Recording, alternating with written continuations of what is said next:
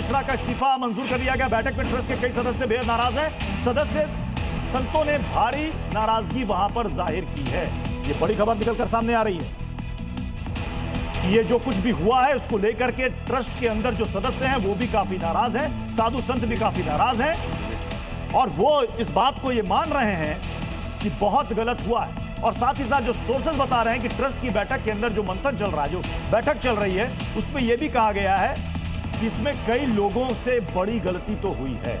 कई लोगों से बड़ी गलती हुई है, तो वो बड़ी गलती में और कई लोगों में हो सकता है कि कुछ और बड़े नाम भी शामिल हों। गुरु प्रकाश जी, खबरें तो ये भी है कि पूरे ट्रस्ट का एकदम पुनर्गठन किया जाएगा। तो पुनर्गठन किया जाएगा तो उसमें कौन कौन से लोग होंगे? क्या सरकार के नियंत्रण में होगी जैसे कि तिरुपति वाला में है, या जैसे भी चल रहा है वैसे ही चलेगा, केवल चेहरे बदल जाएंगे?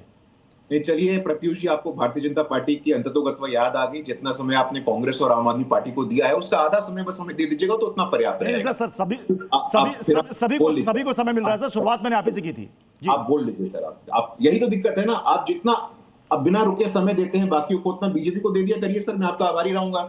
एक बात, अरविंद केजरीवाल की पार्टी सभ्य और असभ्य का प्रमाण पत्र दे रही है। मैं आपके शो पे पूरे दावे के साथ कहता हूं, आज की तारीख में सबसे बड़ा कोई पॉलिटिकल वल्चर है, पॉलिटिकल फ्रॉड है तो अरविंद केजरीवाल है, और कोई नहीं हो सकता है। उनके अहंकार की पराकाष्ठा देखिए, हमारे पार्टी के राष्ट्रीय अध्यक्ष के बारे में बोल रहे हैं।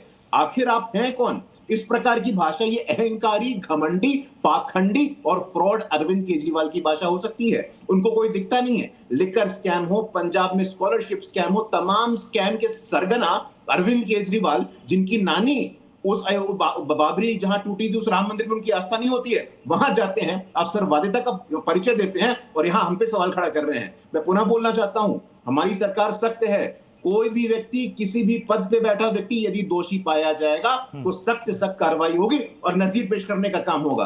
कार सेवकों पे गोली चलवाने वाले प्रत्युष जी, भगवान राम के अस्तित्व पे सवाल खड़ा करने वाले, उनकी गोदी में बैठ करके सरकार चलाने वाले यहां पे आज भारतीय जनता पार्टी को प्रमाण पत्र दे रहे हैं। इससे ज्यादा दोहरे मापदंडों की पराकाष्ठा कुछ हो नहीं सकती है। चोरों की सरगना, अवसरवादों की सरगना, भ्रष्टाचार के सरगना, पाखंडियों के सरगना अरविंद केजरीवाल हमें प्रमाण पत्र दें, ये उचित नहीं लगता है, ये शोभा नहीं देता है। यही मनीष सिसोदिया थे ना, क्या जरूरत है मंदिर बनवाने की? अस्पताल बनवा देते हैं, वहां पे स्कूल बनवा देते हैं और आज वहां जाकर के राजनीतिक रोटी सेकने का प्रयास कर रहे हैं। राम भक्त देख रहे हैं, देश देख रहा है, और यही आपका हश्र हुआ दिल्ली में और यही हश्र आपका पंजाब में भी होने वाला है। Political opportunism, political dual standard की हाइट्स होती है जब अरविंद केजरीवाल जैसा व्यक्ति अयोध्या में जाकर के प्रेस वार्ता करता है और इस प्रकार का ट्वीट करता है। मैं पुनः बोलता हूं, एक राम भक्त के नाते मेरी भी भावनाएं आहत हुई है।